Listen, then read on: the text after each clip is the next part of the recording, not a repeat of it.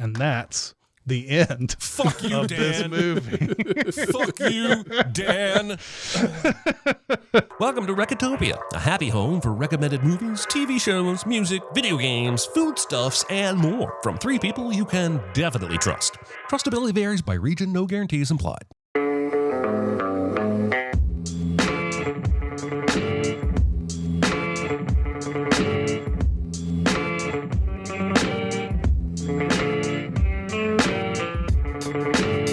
And now, here are your hosts, Chris Atkinson, Jeremy Scott, and Aaron Dyson. Paul Stephen Conroy. Social Security number 048321198. Date of birth 3/23/76. This video will serve as my last will and testament. Hello, everybody. Can you guys hear me? I hope you can hear me. Okay, good. I didn't have a countdown. I had no idea. I was relying on ancient measures of people telling me what the time was. Anyway, hello, everybody. Welcome to Recotopia. It's episode 162. Today's big recommend is Buried. My name is Chris Atkinson. I am joined by Jeremy Scott. Hello, all. And I'm also joined by Aaron Dicer. Hidely-ho, not Deadpool Yetterinos. Mm-hmm. There we go. There we go. And we would also like to welcome chat who have come out here to watch us talk about movies on a Tuesday. Thank you. We had some hiccups last week, but we're here now, and we're going to do what we were supposed to do last week. Allegedly. Let's start off with some small recommends, and I'll kick us off. It's no big deal. Itty bitty living space. It's so small and light. It's small, it's tiny, it's petite, it's wee. With a movie from 1985 called Real Genius. This starred Val Kilmer, who recently passed, and I had not seen this movie in a while. I saw it at a midnight showing at our local Belcourt a few years ago. That was a whole lot of fun. Val Kilmer was a whole lot more fun back then. I think after, his passing, we've gone over his career and like, oh, look at all these great movies and great performances and whatever. But man, I miss that mid-'80s Val Kilmer where he was doing Top Secret and Real Genius and things like that. Real Genius is a really, really funny and fun movie. It is about a guy who, first off, we are following a guy who's a genius himself. He's graduating high school at the age of like 16 or something like that, and he's getting this huge scholarship to a college where there is a guy who's a legend there, played by Val Kilmer, who is working on this big, huge project for. Who one of the big villains of the 80s, William Atherton, is in this movie. William Atherton is fresh off Ghostbusters, about to get into Die Hard and all that. So, and let's not forget Biodome. But yeah, Val Kilmer is working on this big, huge project with a whole bunch of other geniuses and everything, and they quickly sort of they're real. It's a kind of a laser of some sort, but Val Kilmer is not this bookish type, at least anymore. He used to be, and now he is just all about having fun in his dorm room, and he's really kind of wasting time on this project that William Atherton wants him to do. And so this new guy is coming in trying to help, and he realizes that a guy he's been idolizing is really just partying all the time. And it's just a lot of fun is all I can say about the movie. If you've never seen Real Genius, they do not make movies like this anymore. They're not afraid to be just nutty about everything, and so yes, I very much enjoy this. Very much recommend it if you haven't seen it. I haven't seen it, and I have put it on my list. There's a lot of these from this time period that I'm just blank on. Just never got around to seeing because I wasn't allowed to watch them at the time. So yeah. Yep. Yeah, I remember this movie. I've seen it a handful of times in my youth, but I don't think I've seen it in probably 20 years. But I do remember loving Val Kilmer in it, and I do remember something about popcorn. Yeah, oh yes. there is a lot of popcorn in this movie. We won't spoil what the reason is for that, but yes, there is a lot of popcorn in this movie indeed. All right, let's see, Jeremy, what do you got? I got a 2020 movie called Becky. And I have seen this movie twice now, and it's just a whole lot of fun for a couple of reasons. Basically, it's a 13-year-old. It's kind of a Die-Hard riff with a 13-year-old at a lake house in the woods dealing with some neo-Nazis. And so that's unique and fun, watching her, kick ass. But then also Kevin James is the main neo-Nazi, and he's great. He sheds all of his comedic persona, and he's just outstanding and menacing in this movie. And basically, it's a 13-year-old girl whose mom died last year. They go to the lake house with her dad to reconnect. Only dad also invited his surprise new girlfriend and her son up, which is not how you parent people. And so she runs off into the woods, and then the neo-Nazis who just broke out of prison show up because they're looking for something there. And that's all I'll really tell you, but it's fun as hell. And the sequel, Wrath of Becky, is just as fun, and it's Sean William Scott shedding all of his comic persona and being kind of a menacing bad guy. And Becky, if you're interested in the one I most described just now, is on Hulu if you'd like to watch it. I have seen Becky, a great movie that we got to interview the directors for when it came out. Jonathan Millot and Carrie Murnion, who did this. And one of the highlights, I feel like, of a lot of the movies that we got to watch back then and interview the directors. But I have not seen Wrath of Becky, so I will definitely want to see. I didn't even know they came out with a sequel to that. So I can second this recommend, especially for Kevin James, who is crazy good in this. It's a real good out of body experience for him, I'm sure. I mean, but wouldn't it have been more fun if the neo-Nazi was like falling down and going boom? Like, wouldn't that have just been a funnier film? I think so. I think it would have been funnier. I mean, come on, what a missed opportunity. Well, they pitched him on the movie because originally in the script he had one of those. I ruined the joke because I can't think of the thing he rides in the Mall Cop movie. Segway. Fuck. Well, speaking of segues, I will head into my small recommend, which actually has changed over the last week since I got a chance to see Thunderbolts, and I loved it. And I think it's listen. I'm an easy please in many ways when it comes to Marvel movies. However, I think it's been a while since I've enjoyed one/loved one this much, and I think the reason is. One of the things I prioritize for why I enjoy movies the most is metaphor, message, theme, and some of the stuff that this movie is doing with mental health, with the ideas of the importance of therapy through community, the idea of having,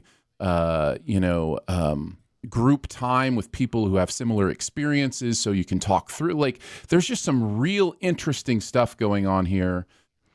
With those ideas. And I think Florence Pugh and Louis Pullman are worth the price of admission alone. They're really, really great.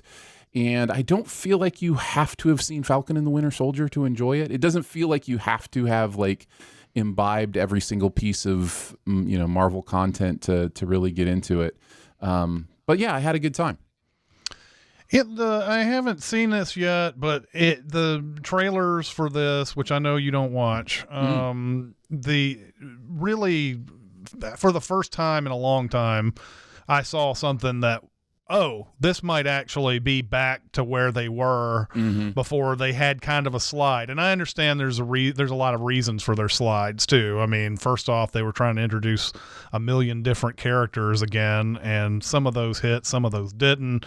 And then they had, obviously had a lot of trouble with this Brave New World movie that came out. And I know I wasn't like a huge, I kind of liked Brave New World. It wasn't that bad of a movie for me, but it definitely wasn't something that everybody wants to go see or anything. This trailer I had been seeing for a while, and I was like, that looks like they're kind of back to their old selves here, that this is going to be a fun movie, not something that's just dead serious about everything. So even though it sounds like it has some heady material in it. Yeah, I'm glad you brought the fun aspect up, because from what I said, you could get the wrong impression that this is just like a mired down in philosophy. No, it's not. It's actually really fun. I mean, the David Harbour character, Red Guardian, is just hilarious. And there's even something really funny about like Wyatt Russell.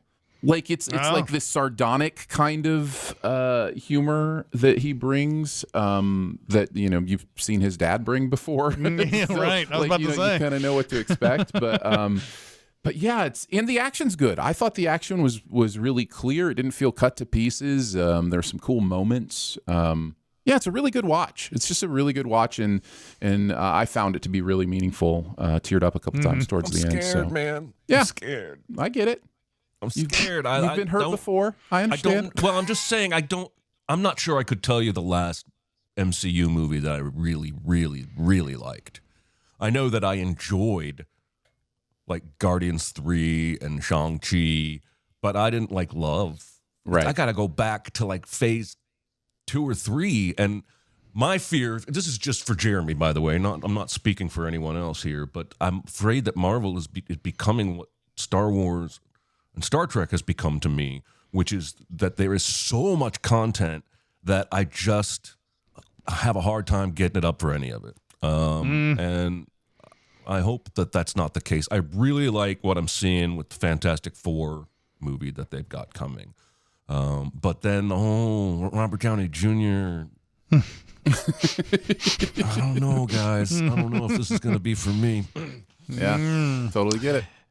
Yep, and I have no idea what to think of what's coming at all. I haven't been paying attention to any of this stuff. I've known they've announced Downey is Dr. Doom and all that, but that's all I know. Everybody's like, oh, let's find pictures of it and let's find clips and whatever. I don't need any of that. I'm just saying there's only two ways to go. You have cast a famous actor and he's just going to play a new character, which is silly, or he's somehow going to be Tony Stark turning into Dr. Doom, which is silly. I mean, don't we think that's probably what's going to happen here since they've opened up the multiverse? I mean, it's got to be. You got to think.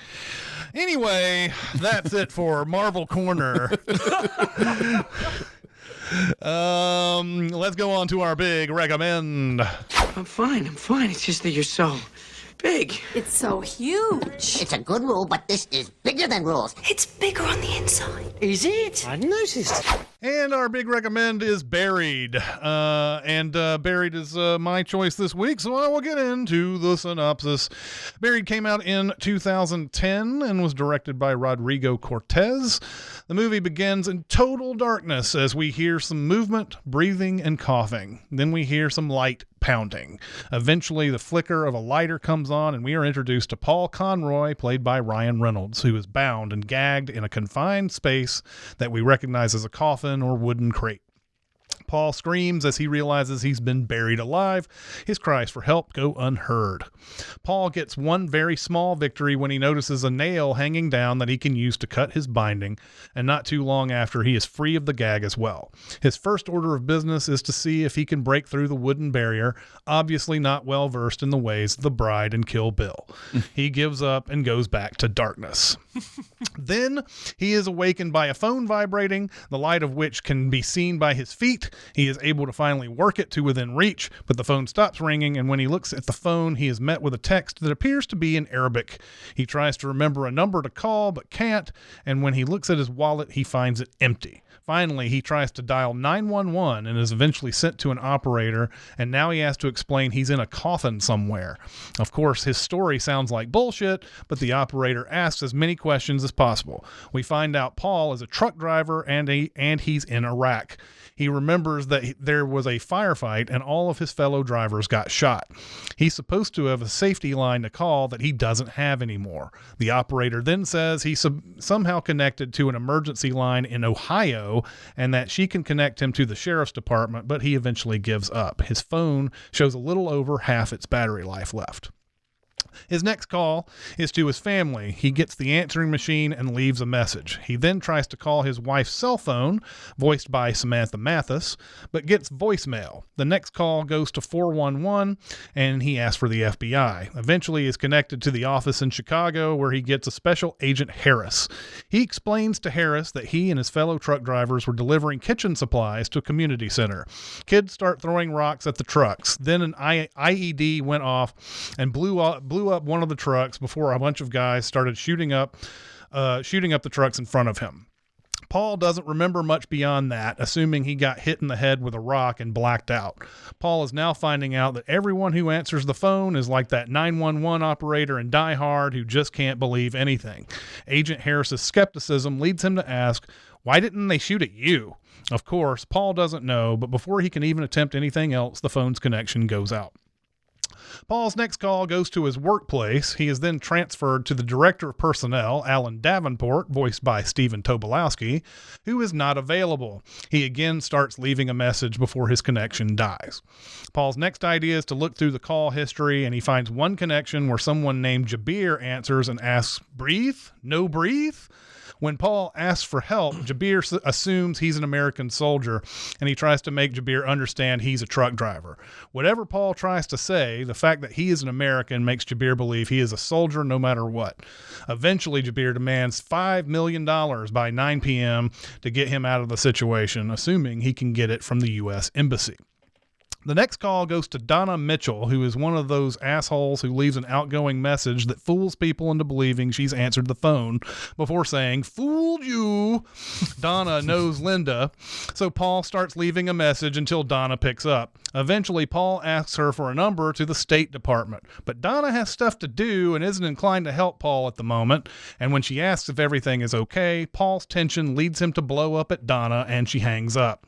Paul tries back, calmly apologizing to Donna, telling her he's going to die if she doesn't give him the number, and she finally gives it to him. When she gives him the number, he gives her a nearly subliminal "fuck you" when he hangs up. Paul connects to the State Department and gives them the spiel. Eventually, he gets Rebecca Browning, who seems ready to help. She even knows his name. Paul asks how she knows that since he hasn't given it out yet, and she says that someone from his work called and told them the situation. Anyway, Paul tells Rebecca about the random demands, which will go unmet because it's the policy of the U.S. government not to negotiate with terrorists. She asks for the number on his phone, which he doesn't know. Then she asks him to write down another number. This one is Dan Brenner, a guy who works with something called the Hostage Working Group. Brenner tells Paul that they are already working to get him out, but they don't have much time. The only thing Brenner can do at this point is giving him cell phone battery conservation tips and using his lighter to find markings that might be helpful. Jabir calls in the middle of this conversation to tell him he has 2 hours and 4 minutes left. Paul tells him that the government won't give him money because they don't negotiate with terrorists, which Jabir finds darkly amusing considering what's happened to his home since the war began, and he obviously blames the Americans for. Jabir ends up asking Paul to make a ransom video, reading a note by his foot that Paul hasn't seen yet. Paul doesn't think anyone will pay $5 million for him, so Jabir moves his price down to $1 million. Paul struggles to turn himself around, and once he gets there, he finds an extremely useful bag with 2 light sticks, a regular flashlight, a knife, and a ransom note. Paul makes another attempt to call his family, but gets the answering machine again. He then calls Dan Brenner again and gives him Jabir's phone number. Dan thinks they'll be able to find that guy in no time, but Paul's going to be significantly harder to find. When Paul tells Dan he's going to make the ransom video, Dan tells him not to because he doesn't want it going all over Al Jazeera. Paul gets frustrated at Dan for the government not caring about him and only about the optics. Dan eventually gets Paul to calm down, tells Paul that Jabir is not a terrorist, and to think of it from Jabir's perspective. What if you were basically homeless and had a family to feed? What would you do to feed that family? Paul says he wouldn't kill people, but Dan asks, how do you know if you've never been in that situation? Dan tells Paul there have been many more who've been kidnapped and put in this same predicament. When Paul asks how many he saved, the answer is not many. Paul asks him to prove that he cares about the hostages by telling him their names, and Dan tells him about a hostage he saved by the name of Mark White. Dan reiterates they are looking for the kidnapper and to relax as much as possible. Jabir calls and demands that Paul make the video. Paul refuses, and after a cool down period where Paul takes his anxiety meds, he tries calling his mom at an assisted living place.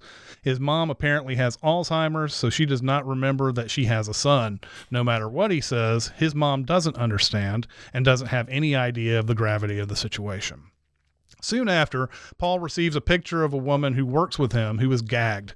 Then he talks to Jabir, who once again asks him to make the ransom video, giving him 3 minutes to do so. He doesn't read the note, but does make a ransom video and sends it to Jabir.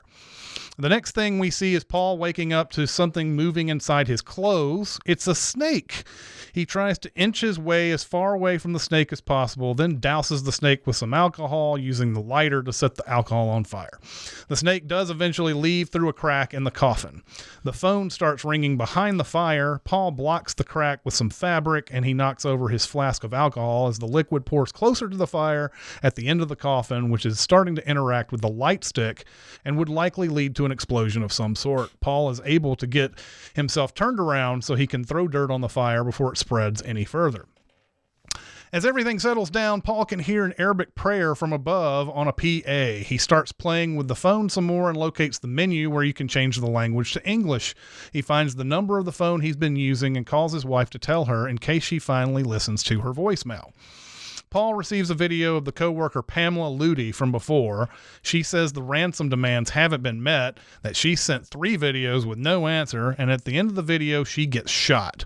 Paul calls Dan and once again tells him he doesn't think he cares. But Dan insists he didn't even know Pamela was held hostage, even though she said she sent 3 videos.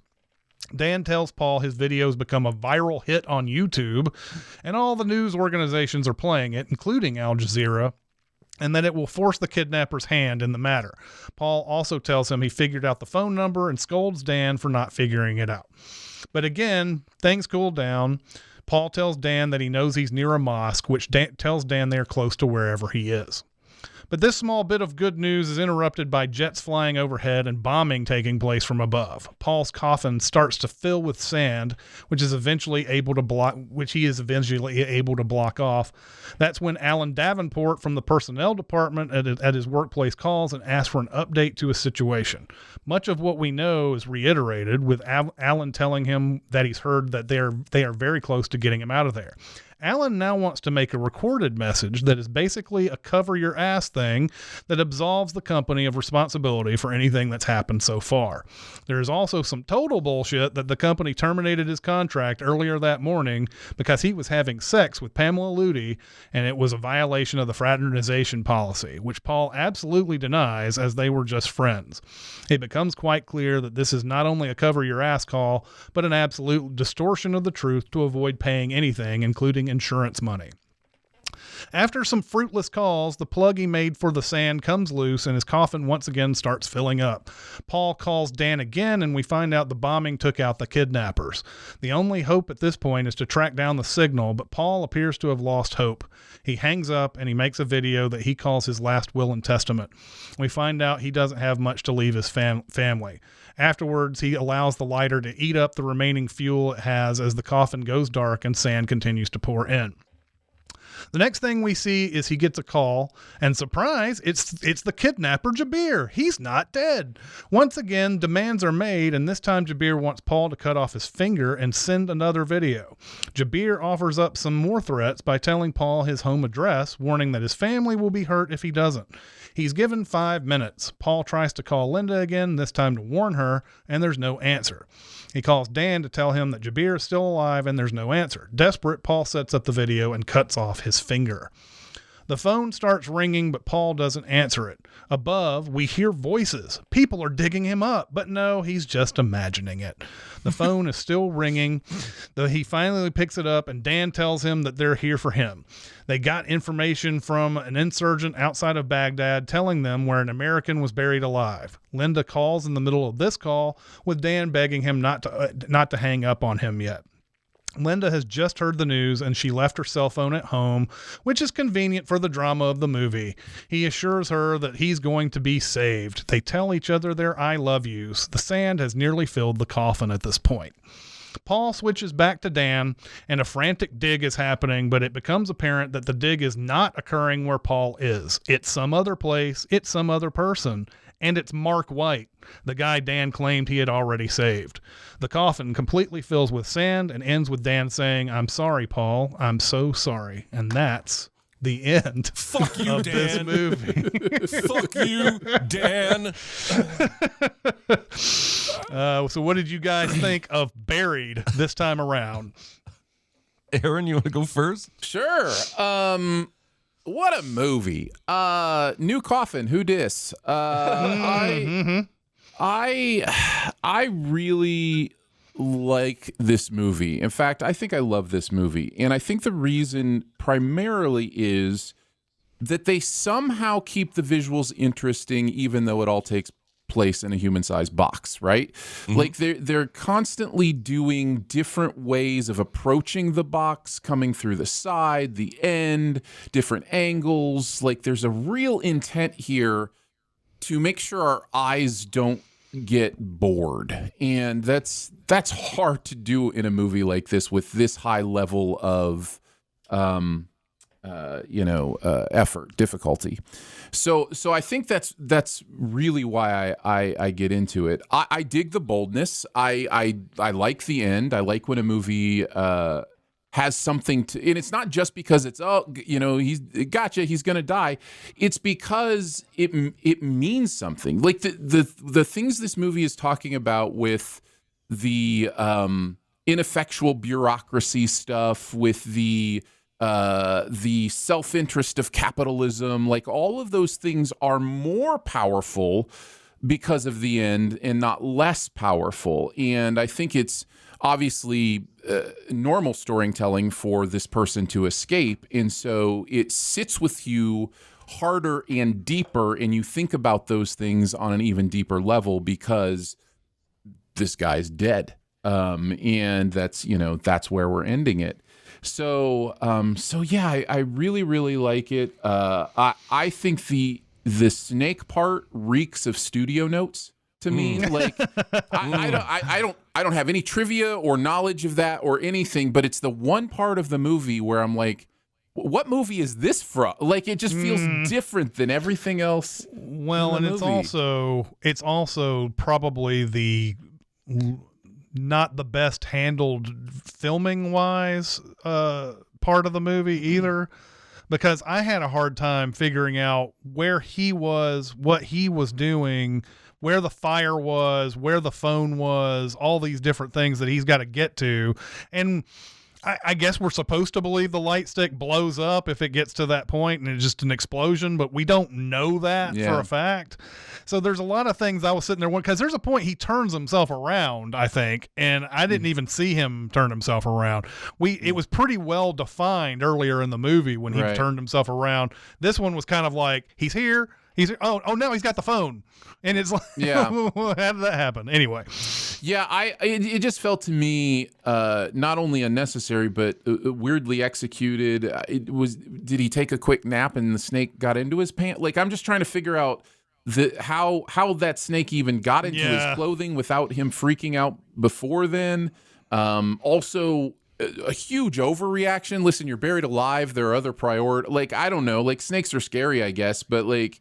It's either going to find its way out or it's going to hang out in there with you. He intentionally sets a fire inside that's what I'm a wooden saying. box. I know. Inside of this limited oxygen area. He's like, you know what would be great? Lots of fire. Yeah. And instead of trying to stomp the hell out of it or whatever the hell. Yeah.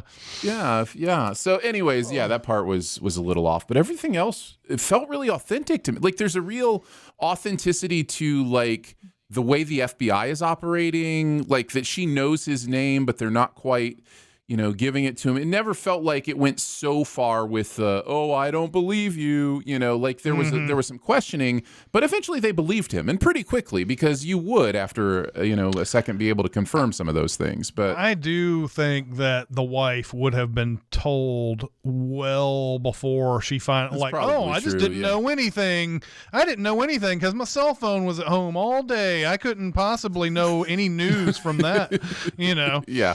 Yeah, So, fair enough. Yeah. But yeah, no, I loved it this time through, and surprisingly, even knowing the ending was still like, no, we grew for it. You know, you like it still gets you. It still gets you, even though you know where it's going. So yeah, no, this is a really good movie, and it bears mentioning, and I'm sure you guys will mention it as well. Ryan Reynolds is so good in this, and he has just not done enough of this in his career. And I guess I get it, because when you're really great at something, you want to emphasize that thing. And he's really great at snark, but man, he's a good actor. And there are a couple other movies as well that I might mention during the double feature portion that show that too. So, but yeah, he's great in this. So yeah, What about you guys? So the biggest impact for me this time, I've seen this movie a couple times before, but it's when he's on the phone with, what's that guy's name? Jabir. Jabir, the guy that's trying to extort him. Jabir, sorry. He says, there's a line where he says, "You're American, then you're soldier." And that was really impactful to me, because I don't even think he's talking about you're an American in Iraq, then you're a soldier. I think he thinks all Americans are soldiers, not literally, but I think it's easy for us Americans to sit over here and not have any actual understanding of what people in that area thought about us at the time or think about us now, and how complicit they view all American citizens in the things that our military has done in the name of freedom. I thought that was the biggest takeaway for me this time, was that I still need to learn more about that, especially now in this current age of what America is. People around the world are going to think what they think, and they're not going to be like, well, there's probably a guy in Tennessee named Jeremy who's okay. Like, yeah, that's right. not how it works. I was also struck by his performance, but particularly just the anxiety being displayed in his physical performance. Because I have anxiety and I've had panic attacks, and it looked very authentic to me. I would absolutely just die. I would be so anxious, I would end up giving myself a heart attack. I'm sure of it. There's no way. Like, even I don't think I could be in a coffin for 10 seconds alive. Even one that I knew my wife had control of the lid for. Like, it's just, I don't do well with super confined spaces, especially those that represent death. And there is one moment before he takes his pills where he's almost completely peaking out anxiety-wise, and he's able to calm himself down. And I have a note that I want to know how he did that, because most people either need the pills to come down, or they need some sort of technique or a drill or something, and he didn't do that. I also wrote that the snake part is a bit much, and I think it's mostly, if it's not a studio note, it's an attempt to stretch the runtime a little bit longer. Yep. I also wrote that the way the film is shot is really important to the success of this movie. And how Hitchcockian it feels in the first 10, 15 minutes. And I'm sure that's a big influence. So I wrote, overall, I think this is a really gripping movie that gets a little goofy a couple times, but the balls of that ending, a lesser movie, as you mentioned, Aaron, would have him rescued. Most movies would. But this movie was trying to make a deeper point than just a thrill ride. And so, yeah, and then fuck you, Dan. Fuck you, Dan. Yeah. Not only does he die and know he's about to die, but before he dies, seconds before, he finds out he was lied to about the guy that was rescued. Yep. Pulled my headphone thing out. Just like talk amongst yourselves. Like everything that you thought you knew, you have just absolutely. At least your wife loves you, I guess. I guess there's that. Like she hasn't been informed of the situation that you may or may not have cheated on her this whole time when you were out in Iraq, which they leave kind of ambiguous. I think you can leave that up to yourself if you want to think that he cheated on her. But well, I think the point of that is an extra nail in the coffin, excuse me, which is that it also, he dies knowing they're going to tell the story that he had this affair, whether he had it or not. I think is and almost has secondary. no way of defending himself. He has no way of defending him. So like every person in his life, is going to feel this different way about him, and he's completely paralyzed, ineffectual, unable to do anything. And I do think that's a commentary on how it feels to be in the grind of a capitalistic system sometimes, is, like there's just feels like there's nothing you can do. Well, and he is definitely in just horrible financial straits, even even while he's got this job, solid job, whatever, like when he does that last will and testament, he says he's got like $700 to give or something like that. And like, this is all he can give because the insurance may not kick in and all that. Like, I'm sure there will be major lawsuits after this movie, but like, that's, I mean, he's not a wealthy guy. That's for sure. He's not even really middle class. So, it's awful to hear that. But anyway, it's a very simple movie, not much to like go on and on and on about. I think, Aaron, you hit all the things about this movie that it kind of like subtly tells you through dialogue and everything. And I am always glad to see an ending that is not afraid to go there. I enjoy that quite a lot. And yes, it sucks, but it's also like refreshing a lot of times when a dire situation ends like it normally probably would. All right, let's go on to our super secret double feature. Be very, very quiet. Secret? What secret? Our dirty little secret. I tell you something I've never told anyone. Aaron, what do you got for us? Yeah, I'm going to refrain from mentioning some alsos until Jeremy does his, and then maybe I'll pop in with some other things. If I would be gobsmacked if you even listed the one that I'm going with. Well, that's fine. I will wait anyway, just in case. But I decided to go pretty straightforward and just make it an absolute evening of terror and cringe. We're going to double feature this with 127 hours. Oh, yeah, that's a good one. Exactly. But they feel like similar movies in that it's, one man in a survival situation having to face the unthinkable and then try to accomplish it. In one case it is accomplished, in one case it isn't. But 127 hours is, I think, pretty fabulous. It's also similar in that we're dealing with James Franco, right? Who, is like Ryan Reynolds, mostly known for being a goofball. And doing I don't know. He was kind of, Franco, I think, definitely had done comedies, but he was also doing stuff like Tristan and Isolde. And that's fair. He had a lot of dramatic stuff too. Before that, but I mean, especially around that era, he was doing Pineapple Express and he did The Interview and all that. So I always pile him in with Seth Rogen for whatever reason, but you're right. He is definitely stretched as an actor as well. 127 hours feels it's like a really good one to me. Yeah. Jeremy, what do you got? I like it. I'm going with a 2015 movie called Capsule. And it is it's set in 1959, and it's about a secret British astronaut who is trying to re-enter the atmosphere and come back to Earth, but his spaceship is falling apart. And the entire movie is him inside this capsule, talking on the radio, talking to himself. On the radio, he talks to Americans, to British people, to Russians, but he doesn't know if he can trust any of them because it's the height of the Cold War, and he's not even sure if the people claiming to be Americans are. And my wife, even when I was watching this movie about 6 or 7 years ago, came into the room and she was like, "Is this movie entirely radio transmissions?" And I was like, "Yes, actually it is."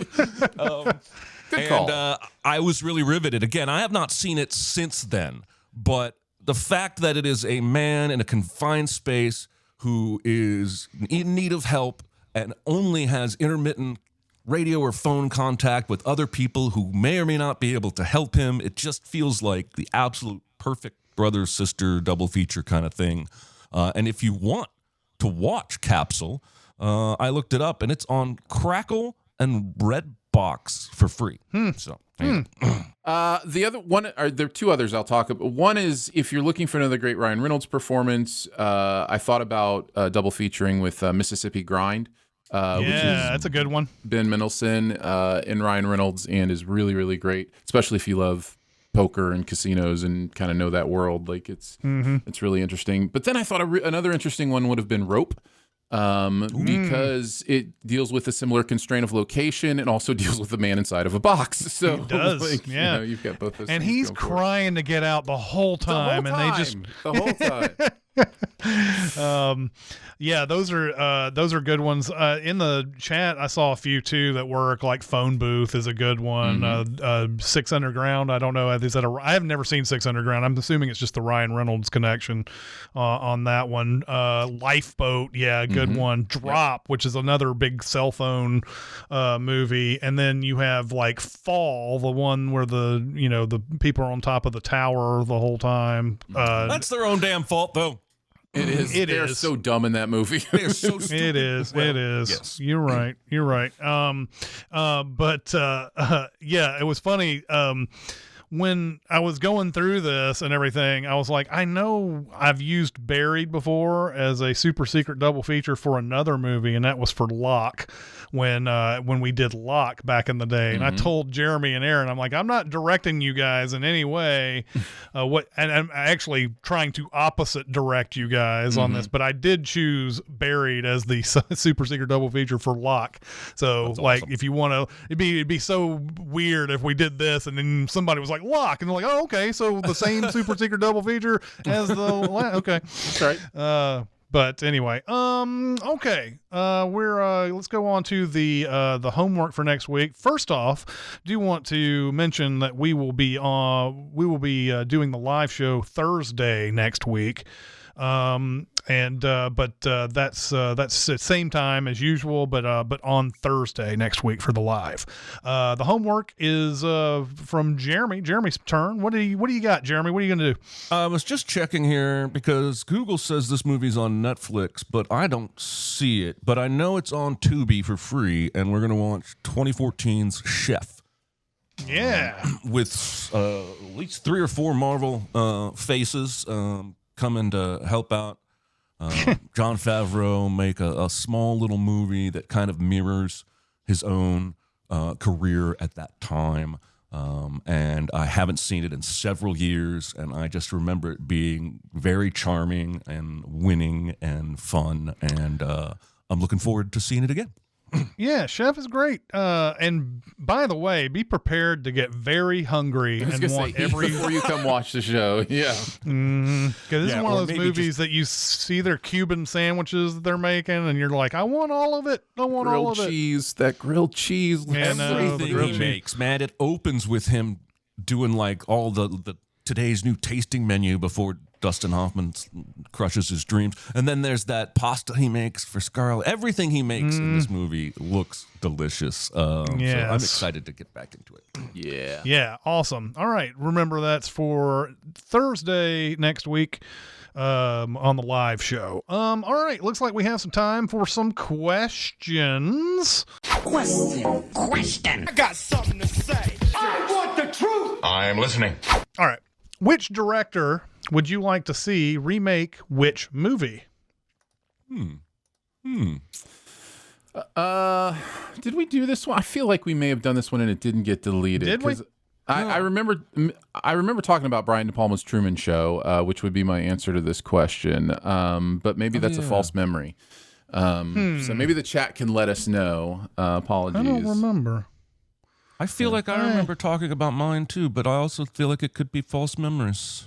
Because mine was Denis Villeneuve doing Lawrence of Arabia. Right. after. Yeah. Did you possibly do questions when I wasn't here? Because I didn't do mine. Oh, that could be. The chat says we did this question. Yeah. Okay, I certainly didn't answer it back in the day because I so it's I would like to see, let's see, was it I think I have Steven Soderbergh or Quentin Tarantino or Barry Sonnenfeld doing Be Cool. Since they all did Elmore Leonard's novels, they all knocked them out of the park in the 90s. And Sonnenfeld actually directed the adaptation that came before this, Get Shorty. Be Cool is directed by F. Gary Gray, who can be great, but I don't know if this was his kind of material. And I feel like Soderbergh or Tarantino or even Sonnenfeld back from Get Shorty would have been a better choice for that material. Did we do takeaway? Yeah, this is. I was just going to say this is totally my mistake. Those first two questions have been done. So the third one is the first one that hasn't been done. Okay, so take away one aspect of a bad movie and make it better has already been done. Well. Yep. All right, and in that one, I said taking out the cousin romance from Godfather 3, Andy Garcia and Sofia Coppola. What's your favorite ensemble cast movie or top 3? For best/biggest, I went with Black Hawk Down, even though despite its quality, I really can't recommend you watch Black Hawk Down because it's a grueling experience. But I think my favorite is Heart and Souls. I know I've talked about that movie several times on these podcasts here, and I just think that cast works really well together. Yeah. A good call. I wrote down for my top 3 Sneakers, Knives Out, and Ocean's 11, probably at the number 1 spot for me. Yeah.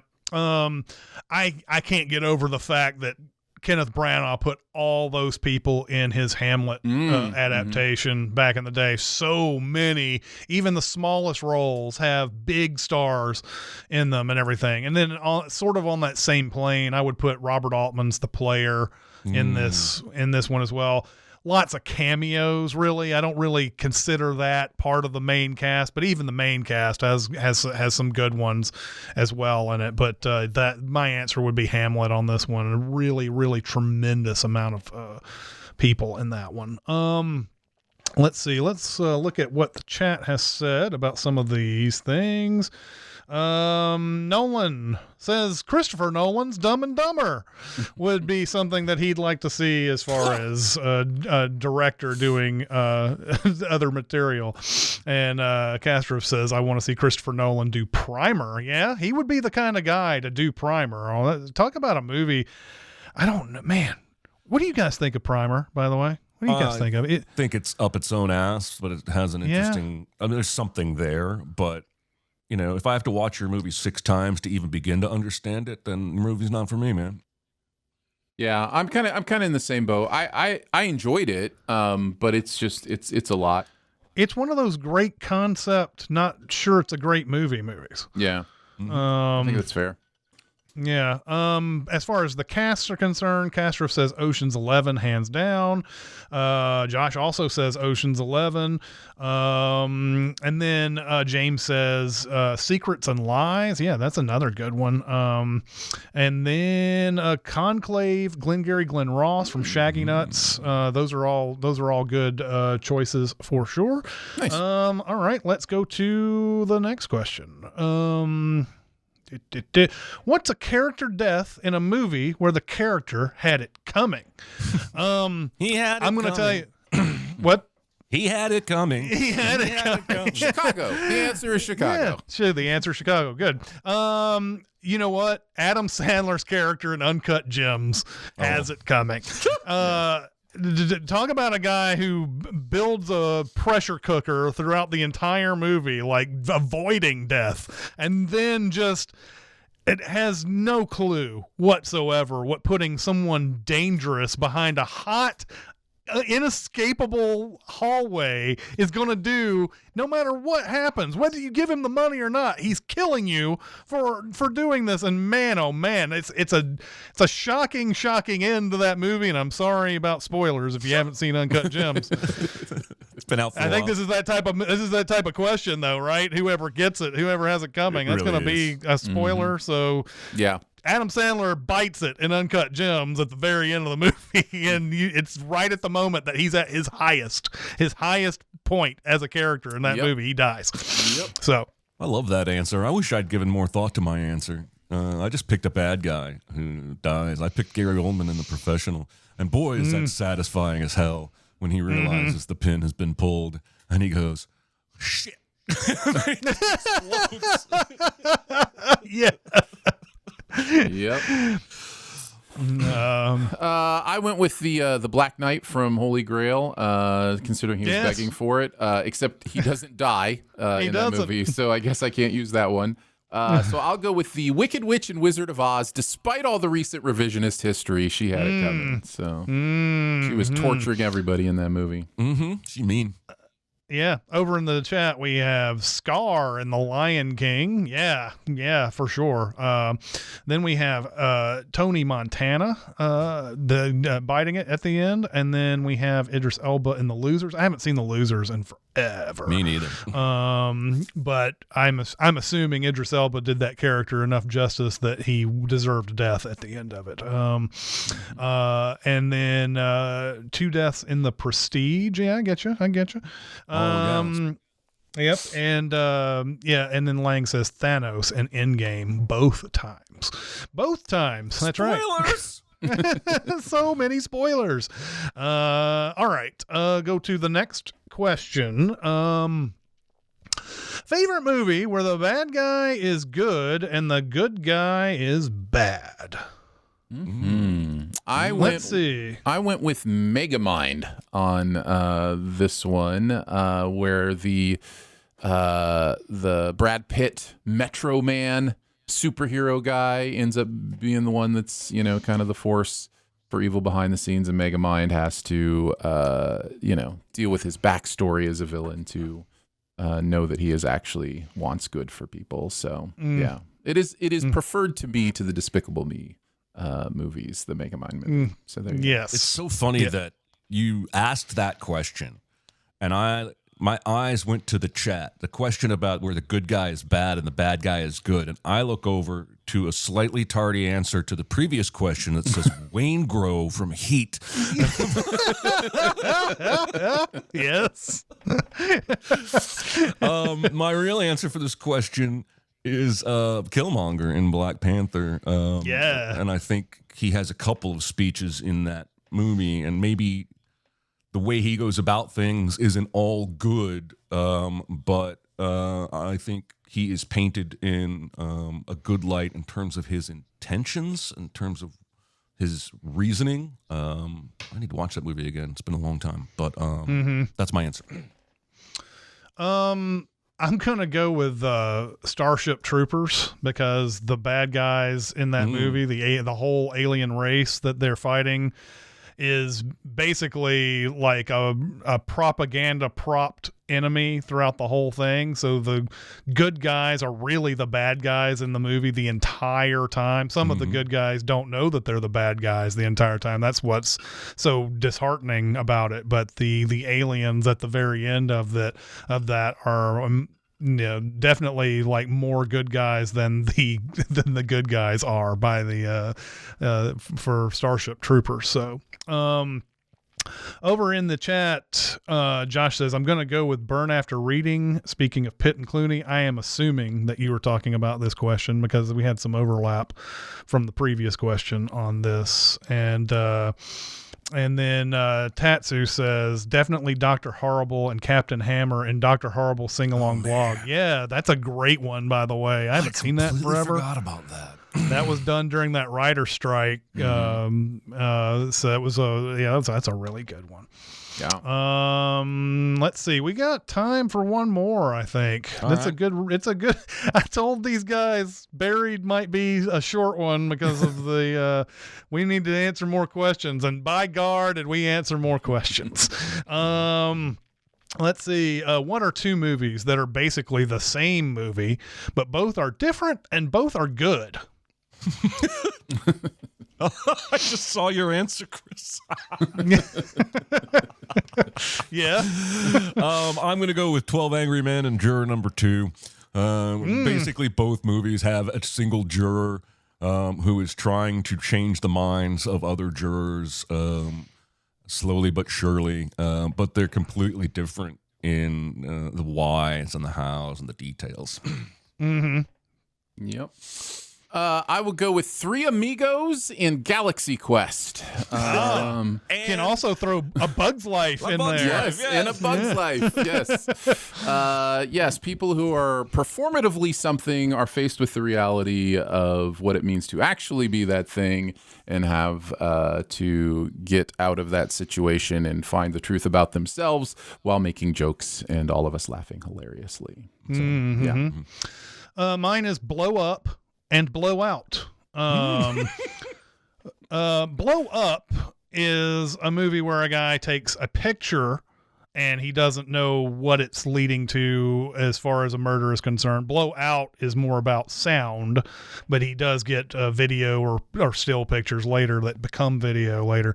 But they both have that same thing of a person who has captured something. They don't know exactly what it is, and they obsess over it the entire movie and everything. Obviously, De Palma was patterning a little bit of Blow Up when he was doing Blow Out, but Blow Out is such a different movie from Blow Up. Such a different movie. The titles are close, but they're completely different experiences. So I was just watching something that made me think of which is the sound one? Blow Out, right? Is the sound one. The Conversation I watched recently and reminded me a lot about of that movie. Very, very similar. Those would go along very well together as well. In the chat, we have Ants and A Bug's Life. Those both came out in the same year. That was an era where it seemed like every year there were two competing same movies. It was like all the time.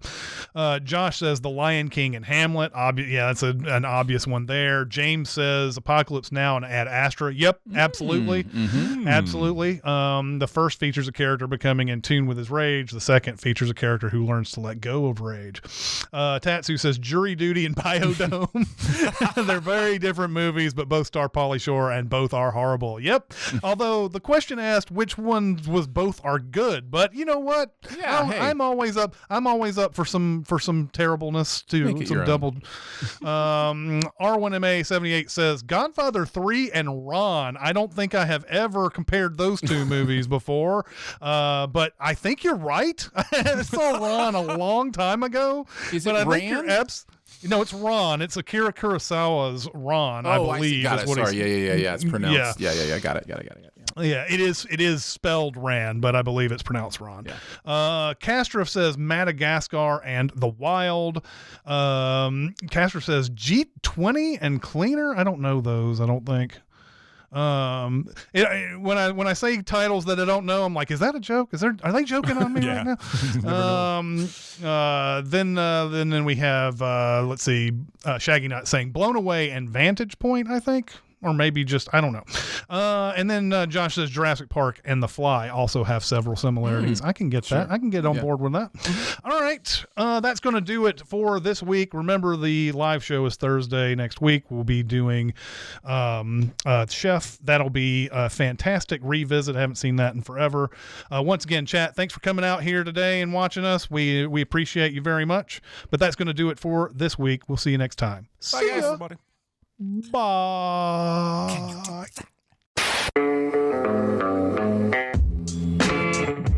Be a part of the live show by being a member of the Sin Club at Patreon at patreon.com/cinemasins. Chat with us on the Cinemasins Discord at discord.gg/cinemasins or Cinemasins Twitter at Cinemasins, and email any comments or questions to Recotopia at cinemasins.com. That's RECOTOPIA at cinemasins.com.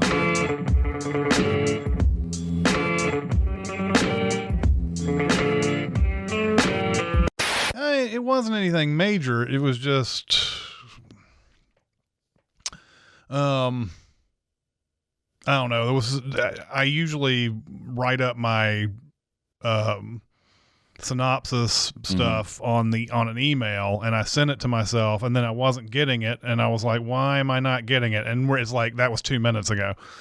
And it had disappeared. It's not in my drafts folder anymore. So I'm like, what am I going to do if this thing just isn't here? I mean, like, hey, Ryan Reynolds is in a coffin. He has to get out somehow. When I was growing up, every few months, I'm assuming it was just my dad didn't feel like writing a sermon for that Sunday night, but we would do what he called a singspiration, where the Sunday night service was all songs and then a little preaching. And I loved those. My nephew graduated from college on Saturday, and he went to school here in Nashville. And so my brother and his wife and their 2 daughters came down, but my sister-in-law's sister came down with 2 of her daughters and then her parents. And yeah, also I dropped the condiments bringing the catering into the house. Oh, no. We got Mexican catering, and I had a big box, and in it was a container of lettuce, a container of cheese, a container of tomatoes, a container of sour cream, and on the garage floor. No way. Yeah, and Salad.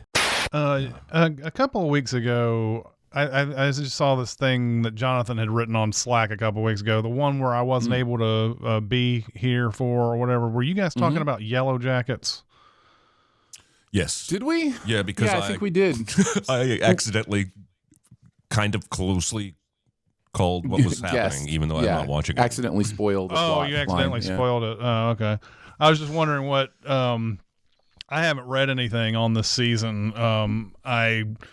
There were a lot of things I liked about it, and then there were a lot of things I didn't like about it. And I was wondering what the consensus was on the season, because I like maybe 2 aspects of the season, and everything else I could have done without.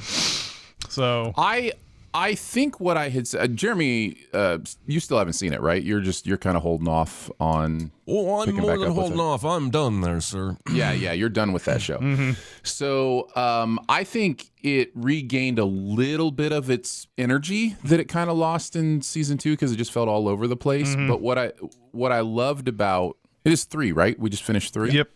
What I loved about 3 and what we were talking about was that it has seemingly made a choice about the metaphysical things in the show. Yeah. And that's kind of what we were talking about. And I like that. I also like that it's clear now that we were never. If you haven't watched Yellow Jackets, plan on watching it. Minor spoilers, whatever. But it's clear. It's clear now that we were never supposed to really be rooting for Melanie Linsky. Like, right. She's the worst. Well, it's really the Breaking Bad arc, right? Where Yes, absolutely. But the difference here is she was already bad. Right, yes. But yeah, like that, those 2 things you just talked about are the things that I like. There you go. Me too. Yeah. And like everything else I could have done with that. There were some episodes where it seemed clear they were going for those bottle kind of episodes that people talk about, and like, oh, did you see that episode where they did the trial? And the trial episode is awful. I mean, I understand. It's really bad. I understand like where they're going for, but they didn't lean into it enough, I don't think, to make that a special episode. And so yeah, and then I also think that the character turn of Shauna is almost too quick given what they've shown so far. Like, obviously has been through lots and lots and lots of trauma. No doubt about that. This isn't one of those things where you're like sitting there going, well, she was just nice and now she just, and how is she evil all of a sudden? Well, there's a lot of stuff that's happened to her. However, again, like, these shows don't seem to have a bridge point. They're just like, well, like Daenerys Targaryen, it's like, well, yeah, well, she had all these clues all along that she was awful, blah, blah, blah. And of course she's terrible now. Like, well, yeah, but there's a bridge. There's got to be a bridge at some point that tells you, oh, okay, well, at first she thought this was, she was doing things righteously. And then now she's let herself slip further and further along. Everyone or whatever she kills in the first 6 seasons of that show is portrayed as evil. Yeah, exactly. She is good, so the killing is justified. Then we get to the final season and a half, and she starts killing good guys, and yes, there was no bridge. Yeah. So talking about those different character arcs would take hours probably, and it sucks that we're sitting there talking about it in an outtake form, but like that's the same way I feel. Shauna definitely has the character arc to get to this point that we saw her in season 3. It's just that I need bridges. I need something that says, here's the first part of this turning bad, and this now there's kind of a halfway thing going on, and now she's bad. In this one, it's like after season 2, at the end of season 2, she loses her baby, all that stuff. Season 3, I'm bad. All that stuff. I would say one of the best things about Yellow Jackets is some of the actors that are going to come out of it. Like Sophie Thatcher has been great in Sophie Thatcher as a star. Ella Purnell was great in that Fallout show on Amazon and has been in a couple other things I haven't seen. But both of those people were brand new to me when Yellow Jackets season 1 came out. And, so that's why I will never completely bash. And also that first season was rad. I really loved the first season. First season's great. And Christina Ricci, I think, did her best work in season 3. She's great all the way through, but I think season 3, she's actually got a lot more depth than what she's had to deal with in the first 2 seasons. And I thought she was a standout. Melanie Linsky also, given what she's what her character's been through and everything, it's cool what they're allowing her to do now, but I just didn't like the way they just dumped it on us like they did, but Christina Ricci this year is phenomenal. I know there's more to come, but it's interesting. The season 3 ending could have been a series ending. Like it felt like there was enough of the oomph resolution for some things, because it's does she succeed? Do they get off? Do they get out of the wilderness? I don't know. Yeah. We got to go back, Melanie. Yeah.